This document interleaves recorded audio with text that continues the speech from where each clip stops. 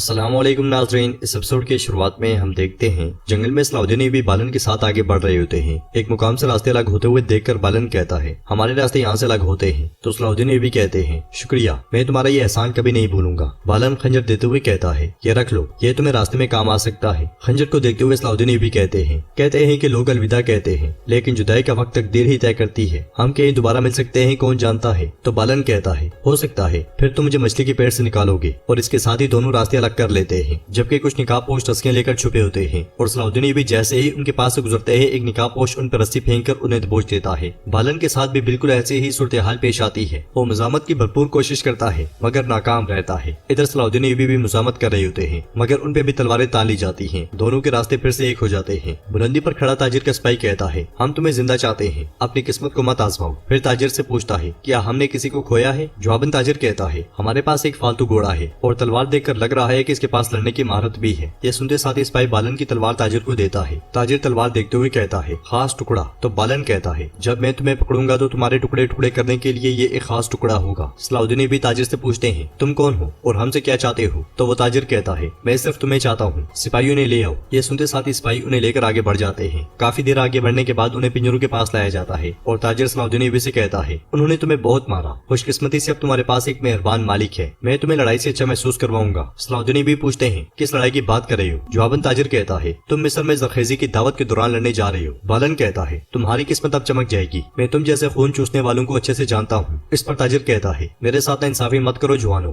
دنیا میں لوگ حیران کن چیزیں نہیں دیکھتے لیکن وہ توجہ دیتے ہیں جب دو مرغ آپس میں لڑتے ہیں، میں انہیں وہی دوں گا جو وہ چاہتے ہیں۔ یہ سن کر صلاح الدین یہ بھی کہتے ہیں تم نہیں جانتے کہ ہمیں قید کر کے تم مصیبت میں پھنس گئے ہو۔ تاجر کہتا ہے میں نہیں جانتا، کیا تم اتنے عام شخص ہو؟ بتاؤ مجھے پھر۔ یہ کہتے ساتھ ہی وہ تلوار کی جانب دیکھتا ہے تو بالن اس سے کہتا ہے تلوار مجھے دے دو۔ جواباً تاجر کہتا ہے تم مجھے وجہ بتا دو، ایک عیسائی اور ایک مسلمان جنگجو اکٹھے ہو جائیں، یہ حیران کن ہے، ایسا کیوں ہوا؟ تم کس کے سپاہی ہو؟ تو بالن کہتا ہے مجھے تمہیں مزید کتنی بار بتانے کی ضرورت ہے کہ ہم نہ تو سپاہی ہیں اور نہ ہی جنگجو، بس میری تلوار دے دو۔ تاجر کا سپاہی بالن کی ڈبی کھولتے ہوئے کہتا ہے اور یہ بھی ہے؟ تو تاجر کہتا ہے یہ اسے دے دو۔ یہ سنتے ساتھ ہی سپاہی ڈبی میں سے ہار نکال کر اسے پہنا دیتا ہے۔ بالن اسے کہتا ہے اگر تم پیسے چاہتے ہو تو مجھے تلوار بھیج دو، میں تمہیں اس کی 3 گنا زیادہ قیمت ادا کروں گا۔ مگر تاجر کہتا ہے تم اب بھی کچھ نہیں دیکھ سکتے نوجوان، تم میں اور تلوار میں کوئی فرق نہیں ہے، تم دونوں میرے ہاتھ میں ہو۔ جبکہ ایک سپاہی چھپ کے یہ سارا منظر دیکھ رہا ہوتا ہے اور تاجر کے آگے بڑھ جانے کے بعد صلاح الدین بھی اس کے سپاہی سے پوچھتے ہیں کیا تمہارا مالک درگام کے لیے کام کرتا ہے؟ تو سپاہی اسے کہتا ہے غلام کے طور پر تم بہت متجسس ہو۔ صلاح الدین بھی اسے پوچھتے ہیں شہوار کے بارے میں کیا خیال ہے؟ تو سپاہی کہتا ہے اس سانپ کا ذکر بھی مت کرنا، مصر میں اس نے ہر ایک کو ڈس لیا، جیسا کہ نور الدین زنگی نے حمایت نہیں بھیجی، وہ اسی مشکل میں ناکام ہو گیا۔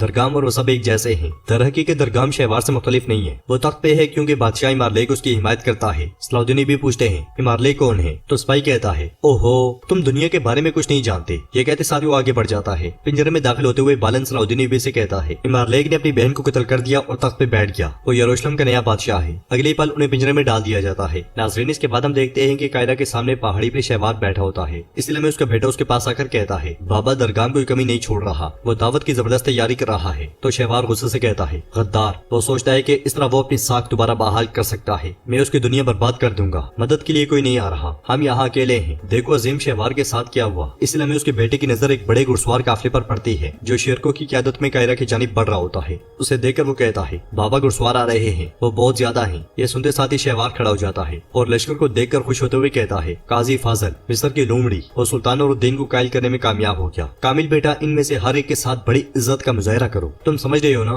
ذاتی طور پر ان کے ساتھ اچھا برتاؤ کرو کیونکہ یہ آنے والی فوج مصر میں دوبارہ تخت پر بیٹھنے میں میری مدد کرے گی۔ لشکر مسلسل آگے بڑھتا جاتا ہے، یا روکی اور قاضی فاضل بھی شرکوں کے ساتھ موجود ہوتے ہیں۔ ادھر تاجر صلاح الدین بھی اور باقی غلاموں کو لے کر آگے بڑھ رہا ہوتا ہے کہ اسی لمحے کرتگن کے سپاہی انہیں گھیر لیتے ہیں۔ انہیں دیکھ کر تاجر کے سپاہی کہتا ہے بھورو قبیلے والوں اپنے راستے پر جاؤ، یہ قافلہ مصر کے وزیر درگام کا ہے، اگر تمہاری تلوار کسی گھوڑے کے کان کے قریب بھی پہنچی تو تمہارے سر تمہارے جسم پر نہیں رہیں گے۔ جواباً کرتگن کا سپاہی کہتا ہے ہمیں مصر کے نام نہاد وزیر سے یا تمہاری ہوائی باتوں سے کوئی سروکار نہیں، ہم تمہارے سامان کو ہاتھ بھی نہیں لگائیں گے۔ پھر صلاح الدین کی جانب دیکھتے ہوئے کہتا ہے ہم صرف اس آدمی کو لینے آئے ہیں، یہ ہمیں دے دو، اس نے ایک بار ہمارے قبیلے پر حملہ کیا اور خون بہایا، اسے اس کی قیمت چکانی پڑے گی، یہ ہمیں دے دو اور باقی سامان بچا لو۔ سپاہی کو دیکھتے ہوئے صلاح الدین کے منہ سے بے ساختہ نکلتا ہے کراتےگن، جبکہ تاجر گھوڑے سے اترتے ہوئے کہتا ہے یہ بھی میرے کارواں کا حصہ ہے، یہ میرا ہے اور میں اسے کسی کو نہیں دوں گا۔ جواباً کرتگن کا سپاہی کہتا ہے تو پھر ہم اسے خود لے لیں گے۔ سپاہیوں حملہ، یہ کہتے اور سنتے ساتھ وہ سب ان پہ ٹوٹ پڑتے ہیں مگر تاجر کے سپاہی حاوی دکھائی دیتے ہیں۔ موقع کا فائدہ اٹھاتے ہوئے صلاح الدین بھی تاجر سے کہتے ہیں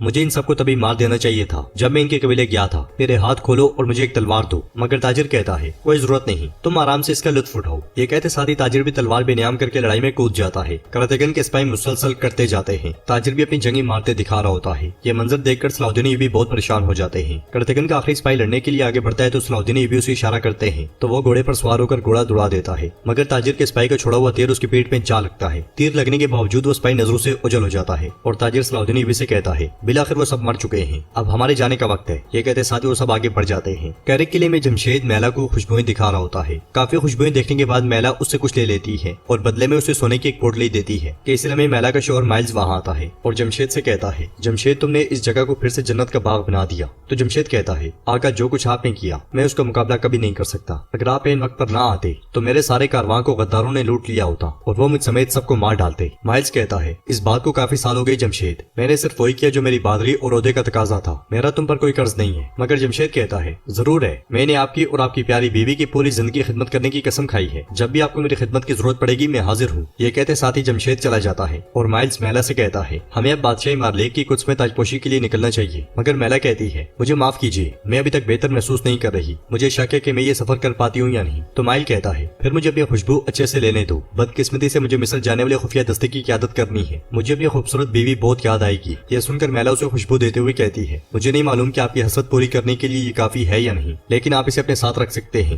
ادھر ایک خفیہ مقام پہ شیر کو اپنے ساتھیوں کے ساتھ منصوبہ ترتیب دے رہا ہوتا ہے۔ شہوار نقشے کی جانب اشارہ کرتے ہوئے کہتا ہے یہ وہ جگہ ہے جہاں شہر کا دفاع سب سے کمزور ہے، درکام کو یہاں حملے کی توقع ہے تو اس لیے وہ تیزی سے دیواروں کو مضبوط کر رہا ہے۔ تو شیر کو کہتا ہے اب اسی سبب کی وجہ سے ہمیں فوج کا ایک بڑا حصہ یہاں بھیجنے کی ضرورت ہے، اسے یہ سوچنے پر مجبور کرنے کے لیے کہ وہ ٹھیک ہے تاکہ وہ بے خبری میں پڑ جائے، پھر ہم اس دروازے پر دعویٰ بولیں گے جسے وہ سب سے زیادہ مضبوط سمجھتا ہے۔ یہ سن کر شہوار کہتا ہے اس دروازے پر موجود فوج کا کمانڈر شیر کو ایک دم سے پوچھتے ہیں کیا آپ واقعی اس پہ بھروسہ کرتے ہیں؟ تو شہوار کہتا ہے کوئی شک نہیں، وہ میرا سب سے وفادار آدمی ہے۔ مگر یاروکی کہتا ہے اور آپ یہاں اپنے وفادار آدمیوں کی دھوکہ دہی کی وجہ سے ہی پہنچے ہیں، ہمیں کماندار کے بھروسے ساری منصوبہ بندی نہیں کر سکتے کیونکہ ہم نہیں جانتے کہ اگر اس کی جان کو خطرہ ہوا تو وہ کیا کچھ کرے گا۔ شہوار کہتا ہے نوجوان بہت بے باک ہے ماشاءاللہ، پھر ہمیں کیا کرنا چاہیے بتاؤ؟ تو یاروکی کہتا ہے ہمیں اندر سے مدد حاصل کرنی ہوگی اور کسی نہ کسی طرح شہر میں تراندازی کرنی ہوگی۔ جواباً قاضی فاضل کہتے ہیں یاروکی صحیح ہے۔ شیر کو کہتے ہیں قاضی فاضل یہ کام تمہارے علاوہ کوئی نہیں کر سکتا۔ تو شہوار کہتا ہے یہ کام بہت خطرناک ہے، میں قاضی فاضل کی جان خطرے میں نہیں ڈال سکتا، درگام اسے ہر جگہ ڈھونڈ رہا ہے۔ تو قاضی فاضل کہتے ہیں چاہے میری جان ہی کیوں نہ چلی جائے، میں مصر کے لیے کوئی بھی قربانی دینے کو تیار ہوں۔ تو ناظرین اس کے ساتھ یہ ایپیسوڈ بھی اختتام پذیر ہوتی ہے۔ اگر آپ کو ویڈیو پسند آئے تو ویڈیو کو لائک کر دیں، چینل کو سبسکرائب نہیں کیا ہوا تو سبسکرائب کر کے نوٹیفیکیشن بیل کو لازمی سے آن کر لیں تاکہ نیکسٹ آنے والی ویڈیوز کا نوٹیفیکیشن آپ کو مل سکے۔ انشاءاللہ ملتے ہیں نیکسٹ ویڈیو میں، تب تک کے لیے رکھیں اپنا اور اپنوں کا بہت زیادہ خیال۔ اللہ نگہبان۔